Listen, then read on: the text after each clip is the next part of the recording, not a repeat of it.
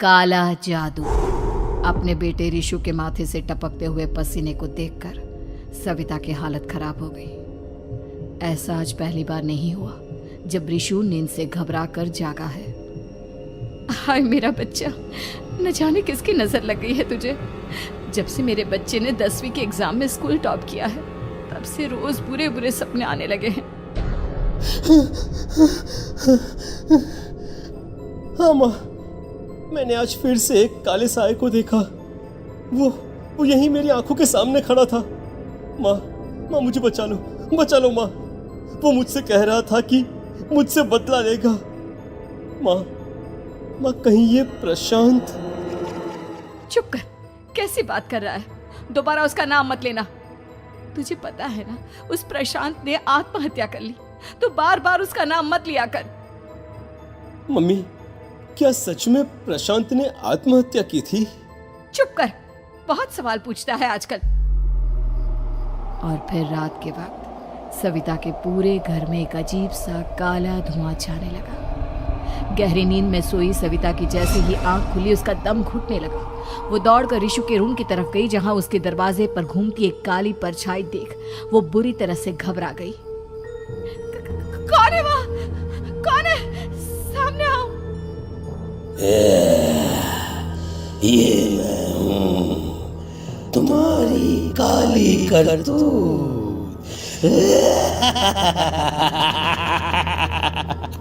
और अब मैं तुम्हारे बेटे को ले जाने आया हूँ।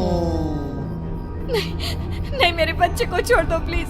मेरे रिशु को कुछ मत करना। वो परछाई रिशु के कमरे में घुस जाती है। सविता भी उसके पीछे पीछे दौड़ कर जाती है और देखती है कि अब वो साया साफ नजर आ रहा था। वो सर से पैर तक खून में सना हुआ था और उसके शरीर के सारे अंग कटे फटे हैं। क्या चाहिए तुम्हें? तुम जो बोलोगे मैं करूंगी, लेकिन मेरे रिशु को छोड़ दो।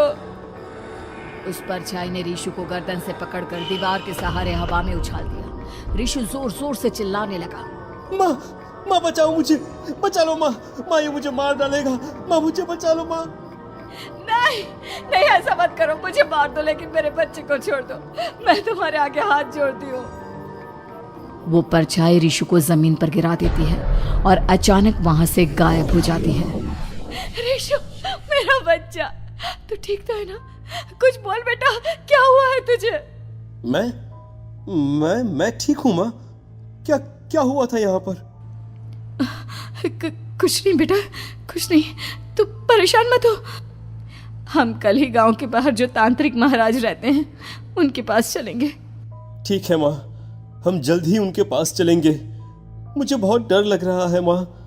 ये बार बार मुझे डरावने सपने आना, ये सब हमारे साथ क्यों हो रहा है माँ?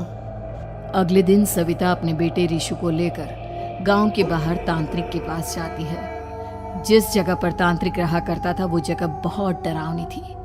चारों तरफ कंकाल और खूब भूतियां नजर आ रही थी। गांव से दूर वीराने में उस जगह पर जोर से आंधी चल रही थी। रिशु ने डर कर अपनी माँ का हाथ पकड़ लिया।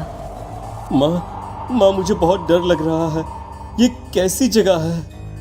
देख बेटा, हमारे साथ जो कुछ भी हो रहा है उसका इलाज सिर्फ और सिर्फ ये तांत्रिक महाराज ही बता सकते हैं। अब यही है जो हमें प्रॉब्लम से बाहर निकाल सकते हैं।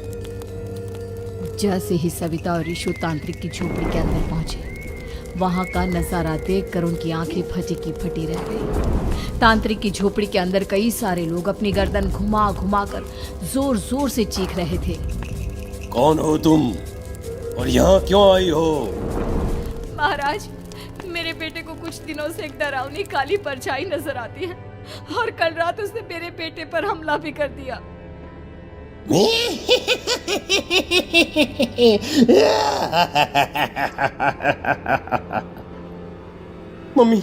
मम्मी हमें यहाँ से चलना चाहिए।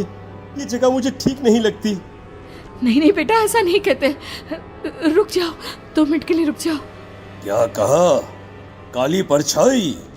तुम्हारे बेटे पर किसी काली परछाई ने हमला किया? हाँ महाराज, वो कह रही थी कि वो मेरे बेटे को कुछ कर देगी। कोई उपाय बताइए महाराज, मेरे बेटे के साथ कुछ गलत नहीं होना चाहिए। तुमने किसी दूसरे के साथ गलत किया है। तो तुम्हारे साथ भी गलत होकर ही रहेगा। तुमने किसी की जान ली है, किसी को मार डाला है तुमने। नहीं महाराज, मैंने ऐसा कुछ नहीं किया। मैंने किसी की जान नहीं ली। मुझे कोई उपाय बताइए। लगता है तुम इतनी आसानी से नहीं मानोगी। मैं तुम्हें अभी उस काली परछाई से मिलवा देता हूँ और वही सारा सच तुम्हारे सामने लेकर आएगा। सविता और ऋषु ने डर के मारे अपनी आंखें बंद कर ली। तभी अचानक तांत्रिक की झोपड़ी में अजीबोगरीब आवाजें गूंजने लगी। सविता और ऋषु बुरी तरह से कांप रहे थे। आंखें खोलो और अपने सामने देखो। क्या यही है वो जिससे तुम कल रात को मिली थी? बताओ मुझे। हाँ, इसने कल रात मेरे बेटे के ऊपर हमला किया था। ये उसी लड़के की भटकती हुई आत्मा है जिसे कुछ दिन पहले तुमने मार डाला था। मम्मी, ये महाराज क्या कह रहे हैं? क्या सच में आपने किसी की जान ली है, किसी को मार डाला है? अगर हाँ तो बताइए ना मम्मी, किसको मारा है आपने? किसको? तुम्हारी माँ इतनी आसानी से सच नहीं बताएगी बेटा। इसने एक बच्चे की जान ली है। कहीं उसका नाम प्रशांत तो नहीं महाराज? वो मेरा दोस्त है, मेरा पड़ोसी है। सही पहचाना। देखा सविता, तुम्हारा खुद का बेटा भी जानता है कि तुमने किसी के प्राणों की बलि चढ़ा दी और इसीलिए अब उसकी बुरी आत्मा तुम्हारे घर में भटकती है। मुझे माफ कर दीजिए महाराज, मुझसे बहुत बड़ी गलती हो गई। प्रशांत हमारे पड़ोसी का बेटा था। हर बार उसके नंबर मेरे बेटे से ज्यादा आते थे और इसलिए मैंने उसके कमरे के बाहर काला जादू किया था, पर मुझे नहीं पता था कि वो मर जाएगा। तुम्हारे उसी काले जादू वाली गुड़िया के अंदर एक बुरी आत्मा थी जिसने उस बच्चे के दिमाग पर बुरा असर कर दिया और उसी की वजह से उस लड़के ने अपनी बालकनी से कूदकर आत्महत्या कर ली। इसकी वजह सिर्फ और सिर्फ तुम हो, तुम। नहीं महाराज, जो कुछ भी हुआ मुझे नहीं पता था कि प्रशांत अपनी जान दे देगा। प्रशांत की आत्मा इस वक्त तुम्हारे सामने खड़ी है, हमसे बात करना चाहती है। बोलो क्या कहना चाहते हो? मैं जीना चाहता था, बड़ा होकर कुछ बनना चाहता था। आपके बेटे से मुझे कोई परेशानी नहीं थी। अरे वो तो मेरा अच्छा दोस्त था। मुझे माफ कर दो बेटा, मुझसे बहुत बड़ी गलती हो गई, मुझे माफ कर दो। माफ करने से मुझे वापस जिंदगी नहीं मिल जाएगी। मेरे माँ बाप आज भी मेरे लिए रोते हैं। आपने मेरे साथ बहुत गलत किया है, बहुत गलत। और तभी अचानक प्रशांत की आत्मा वहां से गायब हो जाती है। सविता जोर जोर से रोने लगती है। सुन लिया तुमने? ये तुम्हारे अपने ही किए हुए पाप हैं जो इस तरह से तुम्हारे सामने आ रहे हैं। माँ, ये आपने अच्छा नहीं किया। सिर्फ 10th बोर्ड के एग्जाम में मैं टॉप कर पाऊं, इसलिए आपने मेरे दोस्त के ऊपर काला जादू कर दिया। नहीं मम्मी, नहीं, अब हम कभी खुश नहीं रह पाएंगे, कभी नहीं। मेरे दोस्त की आत्मा को कभी शांति नहीं मिलेगी मम्मी, कभी नहीं। लेकिन मैंने जो कुछ भी किया सिर्फ तुम्हारे लिए किया। वो लड़का हमेशा फर्स्ट पोजीशन पर आ जाता था और इस वजह से हमेशा तुम्हारे मार्क्स कम पड़ते थे।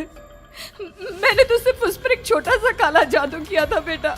मुझे क्या पता था कि उसका ये नतीजा निकलेगा। जिस गुड़िया को तुमने उस लड़के के कमरे के दरवाजे पर लगाया था, दरअसल उसके अंदर एक बुरी आत्मा का प्रवेश हो गया था, जैसा कि अक्सर काला जादू करते समय हो जाता है।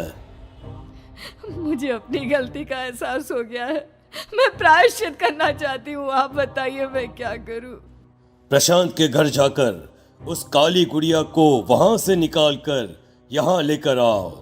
मैं उसे आग में जलाकर राख कर दूंगा और उसके बाद प्रशांत की आत्मा को हमेशा के लिए मुक्ति मिल जाएगी।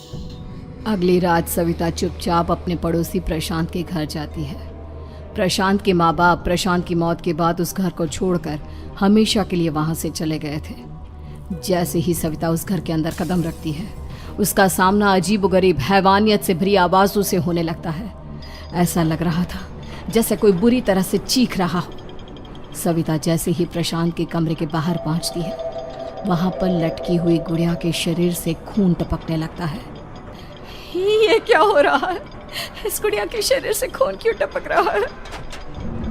सविता हिम्मत करते हुए उस गुड़िया को वहां से उतारने की कोशिश करती है, लेकिन तभी अचानक से बहुत भयानक दिखने वाली औरत उसकी आंखों के सामने आकर खड़ी हो जाती है। मैं यहाँ से कहीं नहीं जाऊंगी, और अगर तूने मुझे यहाँ से हटाने की कोशिश की तो मार डालूंगी मैं तुझे। नहीं नहीं, मुझे तुम्हें यहाँ से ले जाना ही होगा, नहीं तो मेरा बेटा, उसकी जान को खतरा है। मैं तुम्हें नहीं छोड़ सकती। अगर तुम्हारे अंदर हिम्मत है तो मुझे इस घर से बाहर ले जाकर दिखाओ। और ऐसा कहकर वो औरत सविता के ऊपर हमला कर देती है और उसे हवा में उछाल उछाल कर जमीन पर पटकती है। लेकिन तभी अचानक मौका देखकर सविता अपने हाथ में ली हुई सुई उसके हाथ में चुभो देती है। हाथ में सुई लगते ही वो औरत जमीन पर तड़पने लगती है। ये क्या किया तूने? ये क्या कर दिया? तुझे ऐसा नहीं करना चाहिए था। तांत्रिक ने मुझे कहा था कि तुझसे जीतने का सिर्फ यही एक तरीका है जिससे मैं अपने पापों का प्रायश्चित कर सकती हूँ और अपने बेटे की जान बचा सकती हूँ। और उसके बाद वो डरावनी दिखने वाली औरत एक छोटी सी जादुई गुड़िया में तब्दील हो गई और सविता ने उसे ले जाकर तांत्रिक को दे दिया। तांत्रिक ने जादुई गुड़िया को आग के हवाले कर दिया।